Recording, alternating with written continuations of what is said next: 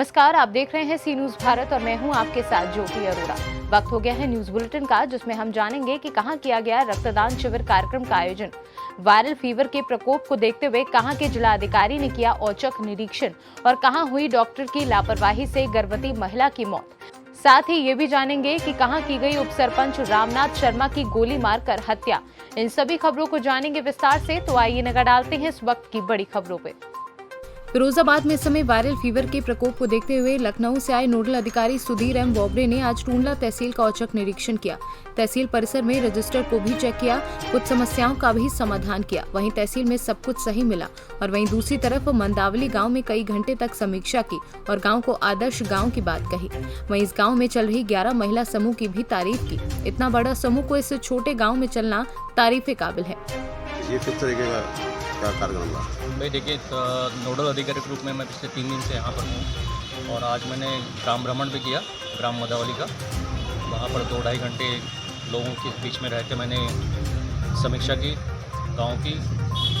बहुत आदर्श ग्राम मैंने पाया उसको। वहाँ पर लगभग 11 महिलाओं की ग्रुप में समूह चल रहे हैं और सभी अपनी आय बढ़ाने के लिए प्रयासरत है। बहुत ही अच्छा गांव, मेरे ख्याल से प्रदेश का एकमात्र ऐसा गांव दिखाई दे रहा मुझे कि जहां पर 11 महिला समूह एक साथ काम कर रहे हैं। उसके बाद मैंने औचक निरीक्षण आज तहसील का किया है। खास करके तहसील में जो नामांतरण के मुकदमे होते हैं, चाहे बैनामे के आधार पर हो, चाहे पक्का 11 वरासत के आधार पर हो, तो उसमें तहसील कार्यालय का निस्तारण, उसके बाद वाद का निर्णय होने के बाद किस प्रकार से वो खतौनी में चढ़ता है, उसमें कितना विलम्ब हो रहा है, इसका मैंने गहनता से परीक्षण किया। और औचक निरीक्षण था, 2-3 केसेस मैंने खुद ट्रेस किए। तो विलम्ब थोड़ा सा है, कहीं कहीं कमियां है कि तहसील कार्यालय से कब दस्तावेज़ आरके ऑफिस में जा रहे हैं, उसके बाद नामांतरण वही में चढ़कर खतौनी में कंप्यूटर में कितने दिन में चढ़ रहे हैं। तो यहाँ पर थोड़ी सी मुझे लग रहा है कि कमियाँ है। उसको उसमें दक्षता लाने के लिए मैंने एसडीएम और तहसीलदार को बताया है। नज़ारत कार्यालय का भी औचक निरीक्षण किया, तो उसमें R4 रजिस्टर जो है मिसलेनियस ड्यूज़ का, जिसमें नगद धनराशि होती है और जो नाजिर के पास उपलब्ध होनी चाहिए वो धनराशि उपलब्ध थी। हालांकि वो 24 घंटे के अंदर वो अगर उसका प्रयोजन नहीं हो रहा तो वो डिपॉजिट करनी चाहिए। तो उसके लिए भी मैंने डायरेक्शन दिए। तहसील दिवस के कार्यालय का भी मैंने संपूर्ण जो समाधान दिवस है उसका भी कार्य का मैंने समीक्षा की और सीधे 2-3 लाभार्थियों से मैंने बात की जो शिकायतकर्ताओं से। तो शिकायतकर्ताओं ने भी कुछ कमी बताई है, वो भी मैंने एसडीएम और तहसीलदार को बताया है कि किस प्रकार से इसमें से दक्षता आ सकती है और जो हमारे नागरिक हैं उनकी जो समस्याएं हैं उनकी। फिरोजाबाद से सीनू संवाददाता दीपक शर्मा की रिपोर्ट।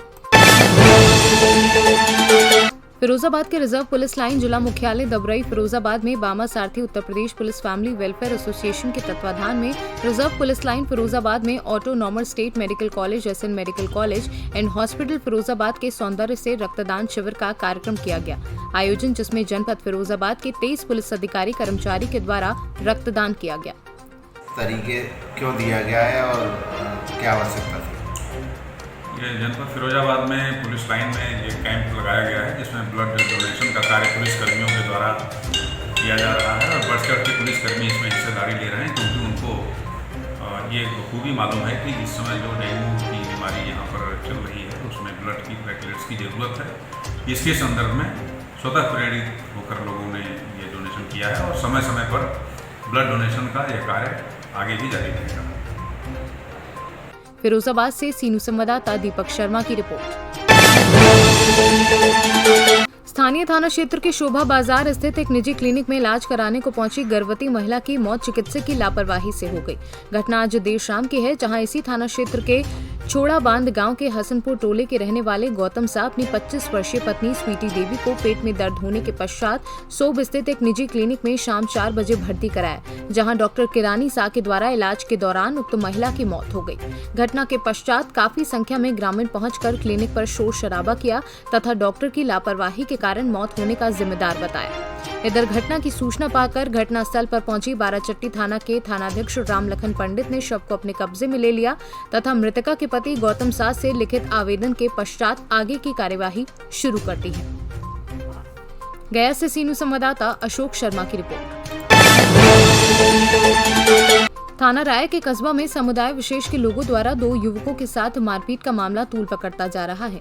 भाजपा नेता पुलिस की लापरवाही से संतुष्ट न होकर थाने के सामने धरना प्रदर्शन पर बैठ गए। आरोप है कि 2 दिन पूर्व 2 युवकों को कस्बे के नई दिल्ली मोहल्ले में समुदाय विशेष के लोगों ने बेरहमी से पीटा और जब पीड़ित पुलिस के पास नामजद लोगों के खिलाफ तहरीर लेकर पहुंचे तो उसे जबरन बदलवा दिया गया। भाजपा नेता राकेश बंसल का कहना है कि पुलिस द्वारा ऐसे लोगों के खिलाफ कार्यवाही के नाम पर खाना पूर्ति की जा रही है, जबकि पीड़ित युवकों के गंभीर चोटें आई हैं। देखा हमारे कार्यकर्ताओं के साथ ऐसी निंदनीय और जो अपने दर्शन करने के लिए जा रहे थे और दर्शन करने में जाते समय उन्हें स्मैक करने वालों ने जबरदस्ती मोबाइल छीना। मोबाइल छीनने के बाद उनसे मारपीट की 30 से 40 लोगों ने। जब मारपीट करने के बाद कुछ लोग वहां आए, उसके बाद वो थाने भी आए। थाने आने के बाद दूसरा पिट रहा था और रास्ते में बुला के लेके गए और रास्ते में ही उनके कुछ पुलिसकर्मी वो दूसरी जगह 15 से 20 मिनट। क्या हमारे कार्यकर्ताओं की ऐसी गलती है? क्या हमारे कार्यकर्ता ऐसे पिटते रहेंगे? क्या हमें पुलिस प्रशासन, क्या इन धाराओं में आप मीडिया पे भी आप देख रहे होंगे कितनी गहरी चोटें हैं। उन चोटों के बावजूद भी क्या 151 लायक है या पुलिस यही कार्य कर रही है? पीड़ित के साथ क्या न्याय कर रही है या थाने में न्याय के लिए बैठते हैं ना कि उनसे दलाली करने के लिए? क्या आपने किस तरह से न्याय दिलाया है उसका हमें जवाब दीजिए।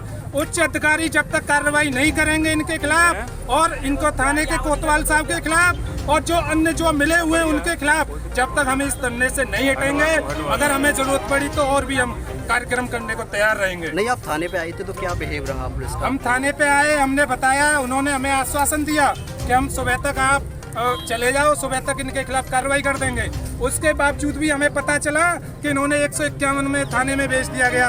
क्या यही पुलिस के हमें आश्वासन दिया गया? हम एक भाजपा के कार्यकर्ता या विद्यार्थी परिषद के कार्यकर्ता एक क्योंकि प्रशासन की बात मान के अपनी सहनशीलता सहकर हम बात मान गए और अपने घर चले गए, क्योंकि हमें श्रद्धा और उस पर पुलिस वालों पे, मगर उन्होंने हमारे विश्वास को खो दिया। तो आपकी अपनी ही सरकार में आपकी सुनवाई नहीं हुई?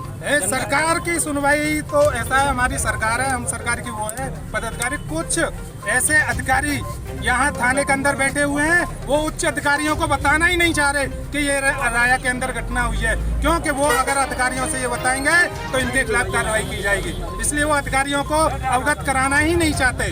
अब धरना अब किस तरीके का धरना है? हम धरना इसलिए दे रहे हैं कि या तो कोतवाल साहब को हटाइए और इनके खिलाफ कड़ी से कड़ी कार्रवाई की जाए और कोतवाल साहब को यहाँ से हटाया जाए, क्योंकि इन्होंने कार्यकर्ता के इस तरह के व्यवहार।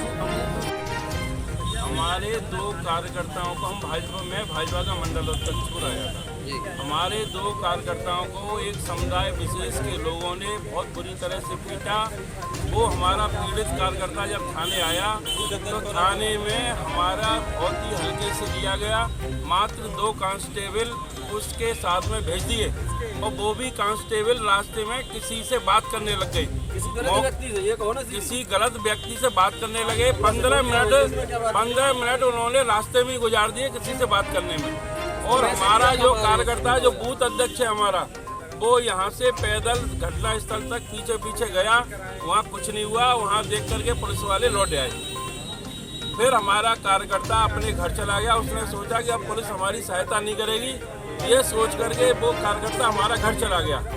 सुबह दूसरे दिन फिर उन गुंडों ने मथुरा जाकर के हमारे कार्यकर्ता के भाई की दुकान पर जाकर के 8-10 गुंडे गए और उस पर हमला करना चाहा, लेकिन वहाँ उपस्थित दुकानदारों ने उनको भगा दिया।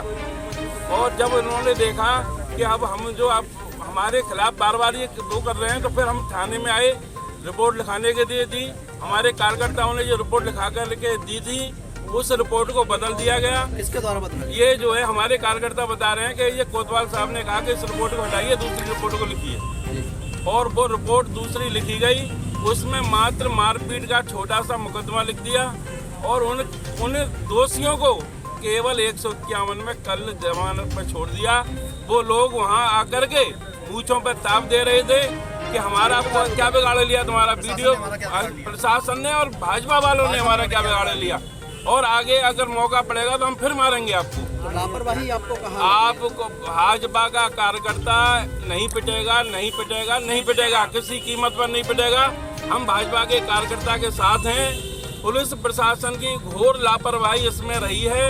हम पुलिस से अधिकारियों से मांग करते हैं कि ये पुलिस प्रशासन के खिलाफ कठोर कार्रवाई की जाए।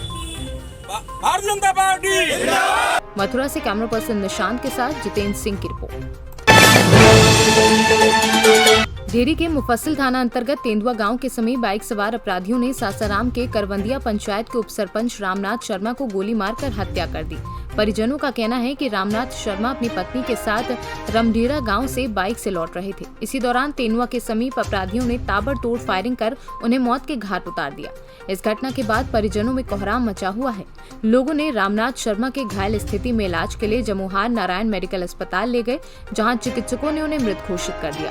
पुलिस ने शव को अपने कब्जे में ले लिया है। वहीं शव को पोस्टमार्टम के लिए सासाराम के सदर अस्पताल लाया गया। क्या घटना घटी है बताइए तो।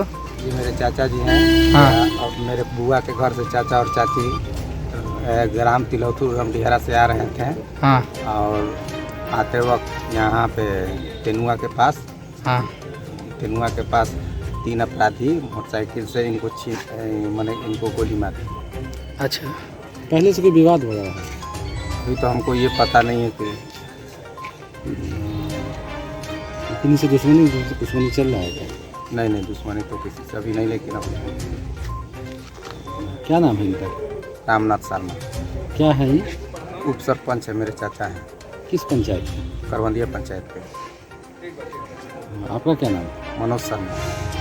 इस बार चुनाव लड़ने वाले थे क्या? नहीं, इस बार हम लोग का नगर निगम हो गया। सासाराम से सीनू संवाददाता पंकज कुमार की रिपोर्ट। इस न्यूज बुलेटिन में फिलहाल के लिए इतना ही। देश और दुनिया की तमाम बड़ी खबरों के लिए आप देखते रहिए सी न्यूज भारत।